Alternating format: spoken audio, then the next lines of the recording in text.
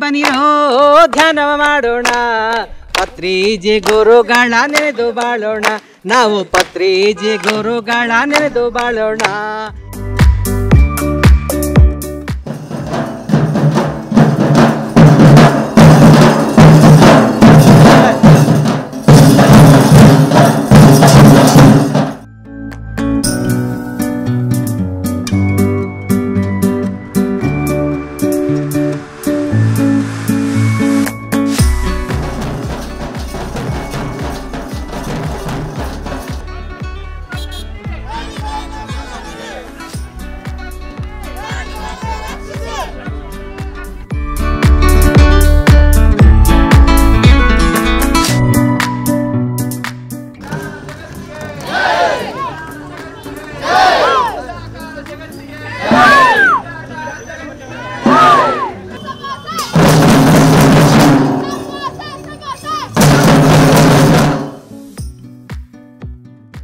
ಬ್ರಹ್ಮಶ್ರೀ ಪಿತಾಮಹ ಡಾಕ್ಟರ್ ಸುಭಾಷ್ ಪತ್ರಿಜಿ ಅವರ ಒಂದು ಮಾರ್ಗದರ್ಶನದೊಂದಿಗೆ PSSM ಕರ್ನಾಟಕ ಮತ್ತು PMC pyramid meditation channel Kannada ವಾಹಿನಿಯ ಒಂದು ಸಹಯೋಗದೊಂದಿಗೆ ಅಖಂಡ ಕರ್ನಾಟಕ ಪಿರಮಿಡ್ ಧ್ಯಾನ ಬೆಂಗಳೂರು ಆಯೋಜಿಸಿರುವ ಸಸ್ಯಾಹಾರ ಜನಜಾಗೃತಿ ಜಾಥಾ ಈ ಒಂದು ಕಾರ್ಯಕ್ರಮಕ್ಕೆ ಆಗಮಿಸಿರ್ತಕ್ಕಂತಹ ಎಲ್ಲ ಗಣ್ಯಮಾನ್ಯರಿಗೆ ಮತ್ತು ಎಲ್ಲ ಪಿರಮಿಡ್ ಮಾಸ್ಟರ್ಗಳಿಗೆ ಒಂದೊಮ್ಮೆ ಸುಸ್ವಾಗತವನ್ನ ನಾನು ಬಯಸ್ತಾ ಇದ್ದೇನೆ. ಸೀನಿಯರ್ ಪಿರಮಿಡ್ ಮಾಸ್ಟರ್ ಆಗಿರ್ತಕ್ಕಂತಹ ಬ್ರಹ್ಮಶ್ರೀ ಪ್ರೇಮನಾಥ್ ಸರ್ ಅವರು ಇದ್ದಾರೆ. ಹಾಗೆ ನಿಕಟಪೂರ್ವ ಪುರಸಭೆಯ ಸದಸ್ಯರಾಗಿರ್ತಕ್ಕಂತಹ ವಿಮಲಾ ಬಸವರಾಜ್ ಮೇಡಮ್ ಅವರು ಕೂಡ ಆಗಮಿಸಿದ್ದಾರೆ. ಅವರೆಲ್ಲರನ್ನೂ ಕೂಡ ನಾವು ಹೃತ್ಪೂರ್ವಕವಾಗಿ ಸ್ವಾಗತಿಸೋಣ.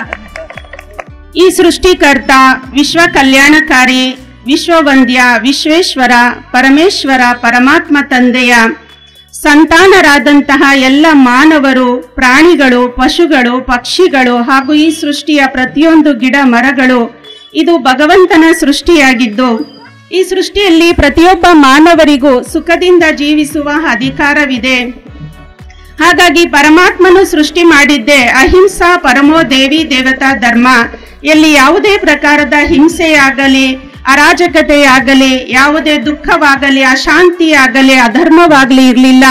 ಈ ಒಂದು ಸಸ್ಯಾಹಾರಿ ಜಾಥಾ ಅತ್ಯಂತ ಯಶಸ್ವಿಯಾಗಿ ಮೂಡಿಬರಲಿ. ಕರ್ನಾಟಕದಾದ್ಯಂತ ಎಲ್ಲ ಕಡೆಯಲ್ಲೂ ಈ ಸಸ್ಯಾಹಾರಿ ಜಾಥಾ ನಡೆದು ಮುಂದೆ ಸಾಗಲಿ. ಎಲ್ಲರಿಗೂ ಸಸ್ಯಾಹಾರವನ್ನ ಸೇವಿಸುವ ಮನವನ್ನ ಒಲಿಸುವ ಒಂದು ಕಾರ್ಯ ಇದಾಗಲಿ ಅಂತ ಹೇಳ್ತಾ ನನ್ನ 2 ಮಾತನ್ನ ಮುಗಿಸ್ತಾ ಇದ್ದೀನಿ. ಈ ಭೂತಾಯಿಗೆ ಶಾಂತಿ ಬೇಕು. ಪಕ್ಷಿಗಳು, ಮೀನುಗಳು, ಪ್ರಾಣಿಗಳು ನಾವೆಲ್ಲರೂ ಭೂತಾಯಿ ಮಕ್ಕಳು. ಆ ಭೂತಾಯಿ ಮಕ್ಕಳನ್ನ ಸಾಯಿಸಿದ್ದರೆ ಆ ತಾಯಿಗೆ ಎಷ್ಟು ದುಃಖವಾಗುತ್ತೆ, ಪ್ರಕೃತಿ ಅನುಕೂಲವಾಗಲ್ಲ. ಯಾವಾಗ ನಾವು ಈ ಮಾಂಸಾಹಾರ ಬೆಳೆಸಿ ಸಸ್ಯಾಹಾರ ಜಗತ್ತು ಮಾಡ್ತೀವೋ ಆವಾಗ ಈ ಭೂತಾಯಿಗೆ ಶಾಂತಿ, ಪ್ರಕೃತಿ ನಮಗೆ ಅನುಕೂಲ ಕೊಡುತ್ತೆ. ಇದೆಲ್ಲ ನಾವು ತಿಳ್ಕೋಬೇಕು.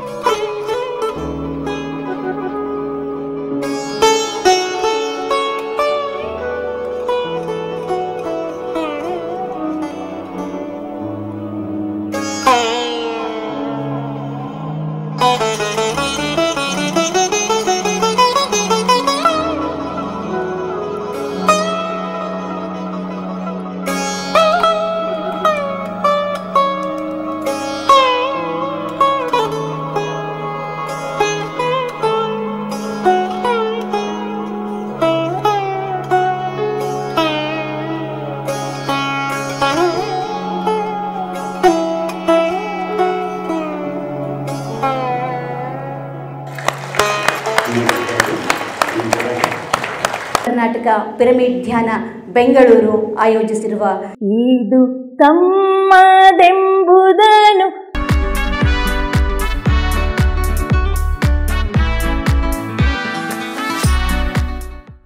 ಗುರು ಬ್ರಹ್ಮ ಗುರುರ್ವಿಷ್ಣು ಗುರುರ್ದೇವೋ ಮಹೇಶ್ವರಃ.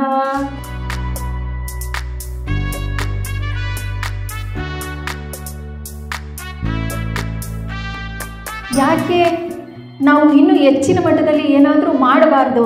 ನಮ್ಮ ಸಮಾಜಕ್ಕೆ ನಾವು ಏನಕ್ಕೆ ಹೌದು ಹುಟ್ಟಿದ್ದೀವಿ? ನಮ್ಮ ಜೀವನದ ಉದ್ದೇಶ ಏನು, ಪರ್ಪಸ್ ಏನು ಗೊತ್ತಿರಲಿಲ್ಲ. ಸಾಕಷ್ಟು ಬಾರಿ ನನಗೆ ನಾನೇ ಕೇಳ್ಕೊಂಡಿರೋದುಂಟು, ಯಾಕೆ ನಾನು ಹುಟ್ಟಿದ್ದೀನಿ ಅಂತ ಹೇಳ್ಬಿಟ್ಟು. ಕೆಲವೊಂದು ಸಾರಿ ನನಗೆ ಉತ್ತರ ಸಿಗ್ತಿತ್ತು ಅಂದರೆ ರಮಣ ಮಹರ್ಷಿಗಳು ಹೇಳಿರುವಂತಹ ವಾಕ್ಯಗಳಲ್ಲಿ ಉತ್ತರ ಸಿಗ್ತಿತ್ತು, ಬಸವಣ್ಣವರ ವಚನಗಳಲ್ಲಿ ಉತ್ತರ ಸಿಗ್ತಿತ್ತು. ಅಂದರೆ ನನಗೆ ಆಗಾಗ ನಾನು ಪೇಪರ್ ಓದುವ ಹವ್ಯಾಸ ಇದೆ. ಅದರಲ್ಲಿ ನನ್ನ ಪ್ರಶ್ನೆಗೆ ಅವ್ರುಗಳಿಂದ, ಅಂದರೆ ಮಾಸ್ಟರ್ಸ್ ಅಂತ ಹೇಳ್ತಾರೆ, ಅವ್ರುಗಳಿಂದ ಉತ್ತರ ಸಿಗ್ತಿತ್ತು. ಎಚ್ಚರವಾಗಿದ್ದೇವೆ ಎಂದು ತಿಳಿದು ಇನ್ನೊಂದು ಕಡೆ ನಾವೆಲ್ಲೋ ಅಜ್ಞಾನದಲ್ಲಿ ಮುಳುಗಿದ್ದೇವೆ. ಆ ಅಜ್ಞಾನದಿಂದ ಜಾಗೃತರನ್ನಾಗಿ ಗೊಳಿಸಲು ಪರಮಾತ್ಮ ಈ ಸೃಷ್ಟಿಕರ್ತ ತನ್ನ ಎಲ್ಲ ಮಕ್ಕಳಿಗೂ ಒಂದಲ್ಲ ಒಂದು ರೂಪದ ಪ್ರೇರಣೆಯನ್ನು ಕೊಟ್ಟು ಈ ಕಾರ್ಯಕ್ರಮಗಳನ್ನು ಮಾಡಿಸ್ತಿರ್ತಾರೆ. ಇವತ್ತು ನೋಡಿ, ಪ್ರತಿಯೊಂದು ವಿಚಾರದ ಜ್ಞಾನ ಅವಶ್ಯಕತೆ ಇದೆ ಮನುಷ್ಯರಲ್ಲಿ. ಸಸ್ಯಾಹಾರ ಜಗತ್ತು ಮಾಡಬೇಕಂದ್ರೆ ಈ ಜಾತಿಗಳು ಮಾಡಬೇಕು. ಇದು ಒಂದು ಮಾರ್ಗ, ನಮಗೆ ಬೇರೆ ಏನೂ ಇಲ್ಲ. ಚಿಕ್ಕ ವಯಸ್ಸಿಂದ ಮಾಂಸ ತಿನ್ನೋರ್ದು ಅವ್ರಿಗೇನು ಪಾಪ ಇಲ್ಲ, ತಾಯಿ ತಂದೆಯವರು ಅಭ್ಯಾಸ ಮಾಡಿದ್ದಾರೆ. ಇವಾಗ ಗೊತ್ತಾಗಬೇಕಂದ್ರೆ ಏನು ಮಾಡಬೇಕು? ನಾವು ಈ ಜಾತಿಗಳು ಮಾಡಿ ಎಲ್ಲರಿಗೂ ತಿಳಿಸ್ಬೇಕು. ಈ ಮಾಂಸಾಹಾರ ತಿಂದರೆ ರಾಕ್ಷಸರು, ಬಿಟ್ಟಿದ್ದರೆ ಮಾನವರು. ರಾಕ್ಷಸ ಮಾನವ ಆಗಬೇಕು, ಮಾನವ ಮಾಧವ ಆಗಬೇಕು. ಅದರಿಂದ ಈ ಒತ್ತಡಗಳಿಗೆ ಒಂದೇ ಒಂದು ಮೂಲ ನಾವೇನು ಅಂದರೆ ಧ್ಯಾನ. ನೀವು ಎಲ್ಲೇ ಕೂತ್ಕೊಳ್ಳಿ, ನಿಂತ್ಕೊಳ್ಳಿ, ನೀವು ಧ್ಯಾನ ಮಾಡಿದ್ರೆ ನಿಮಗೆ ಎಲ್ಲ ಆರೋಗ್ಯ ಹೋಗುತ್ತೆ, ನಿಮ್ಮ ಮನೆ ತುಂಬ ಶುಭ್ರವಾಗುತ್ತೆ, ನಿಮ್ಮ ಮಕ್ಕಳು ಚೆನ್ನಾಗಿ ಓದ್ತಾರೆ, ನಿಮ್ಗೆ ಏನು ಬೇಕಾದ್ರೂ ಪಡಿಬೋದು. ಅಂದರೆ ಏನು ಬೇಕಾದ್ರೂ ಮ್ಯಾನಿಫೆಸ್ಟ್ ಮಾಡ್ಬೋದು, ಏನು ಬೇಕಾದ್ರೂ ನಾವು ಪಡಿಬೋದು. ಅಂದರೆ ಧ್ಯಾನ ಸಂಜೀವಿನಿ ಅಂತ ನಾವು ಹೇಳ್ಬೋದು. ಶ್ವಾಸದ ಮೇಲೆ ಗಮನ ಕೊಡ್ತಾ ಇದ್ರೆ ತಾತ ಇನ್ನೊಂದು ಹೇಳ್ತಾನೆ, ಪ್ರಣವನಾದಮು ಗಿಂಟೆಗದ ಪ್ರಣವ ಬ್ರಹ್ಮಮು ಗಂಟೆಗದ ಪ್ರಣವ ಬ್ರಹ್ಮಮು ಪ್ರಾಣಾಧಾರಮು ಪ್ರಣವ ಬ್ರಹ್ಮಮು ಪರಮ ರಹಸ್ಯಮು. ಈ ಪ್ರಣವ ಆಯ್ತಲ್ಲ, ಇದು ಹಿಡ್ಕೊಂಡು ಅದು ತಿಳ್ಕೊಬೇಕು ಅಂತ ಆದ್ರೆ ವೇಮಣ್ಣ ಅಂತ ಹೇಳ್ತಾನೆ, ಮೂಗಿನ ಗಾಳಿ ಮುಕ್ತಿಗೆ ಮಾರ್ಗ.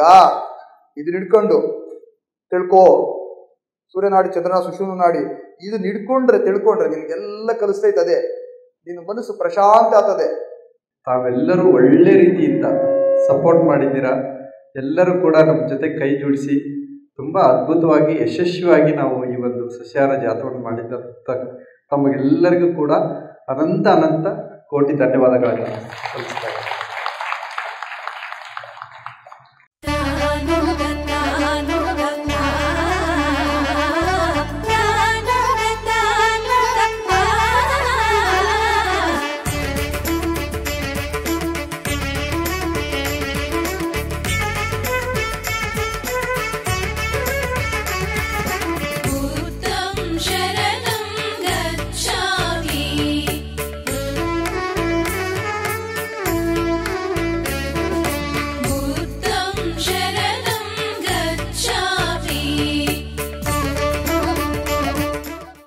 PMC ಕನ್ನಡ ಚಾನೆಲ್ ಅನ್ನು ಲೈಕ್ ಮಾಡಿ, ಶೇರ್ ಮಾಡಿ, ಸಬ್ಸ್ಕ್ರೈಬ್ ಮಾಡಿ ಮತ್ತು ಮಾಡಿಸಿ. ಎಲ್ಲರಿಗೂ ಧನ್ಯವಾದಗಳು.